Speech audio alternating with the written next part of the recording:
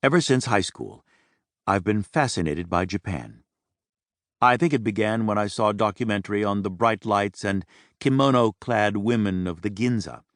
Tokyo always held a magical allure for me.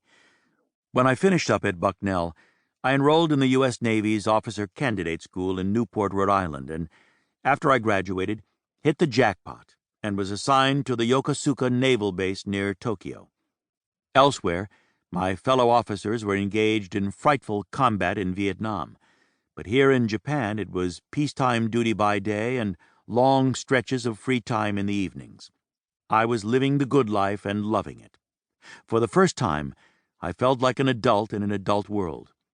I basked in the pleasure of changing into my civvies at the end of the day to stroll the streets of the alley, Yokosuka's bustling bar district, taking in the sights and sounds and, to be frank, seeking out those women behind the colorful kimonos and mysterious smiles.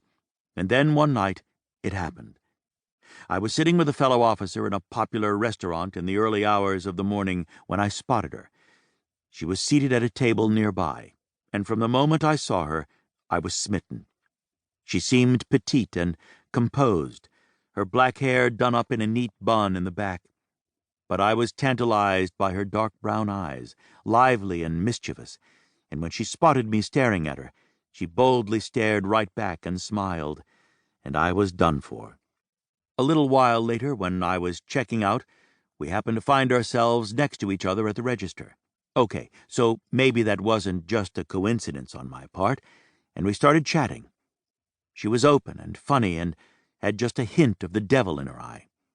She told me her name was Yoshiko, and my heart jumped into my throat when I found out she worked at the Post Exchange, the retail store, at my Navy base as a clerk in the electronics division.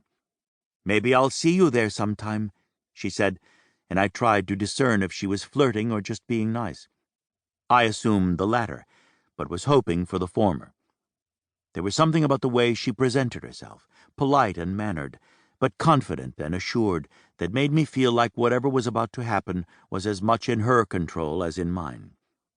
And so the next day, I found myself in the electronics division of the PX, where I spotted her. She was just as lively and full of spirit as she'd been the night before. "So," I finally said, working up my courage, "do you think you might like to go out to dinner this week?" "I was hoping you'd ask," she said, and I assumed she meant, "I knew you would." For me, it was love at first sight, and I will be a little conceited and tell you that, as I found out soon enough, it was for her as well. Very soon we were inseparable. I came to know her as a strong woman, very sweet but as stubborn as I was, and incredibly generous. One day she took my measurements, but wouldn't tell me why. A few weeks later, she presented me with a beautiful suit, which her father, a tailor in Osaka, had made for me. She wanted me to learn some Japanese.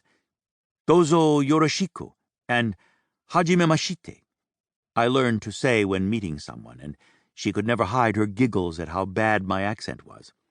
I never did get it right, but I think she loved that I was trying. I saw her every chance I could.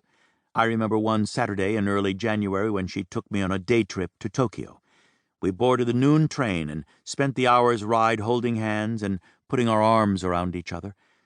I could have just about died then and been a happy man. It was a beautiful sunny day. January is a little warmer in Japan than it is back home. As we strolled the Ginza, with its hundreds of bars and brilliant neon lights and big advertisements, to me it was like Times Square. And at the same time, it was nothing like Times Square at all, like nothing I'd ever seen in my life. I looked over at her, dressed for the holiday in a beautiful, colorful kimono with a big obi sash and geta shoes, and I could see how enormously proud she was to show me the city that had so captured my fascination. I dreamed of the Ginza for so many years, and here I was, with a beautiful girl on my arm, the sun shining on my back, not a care in the world.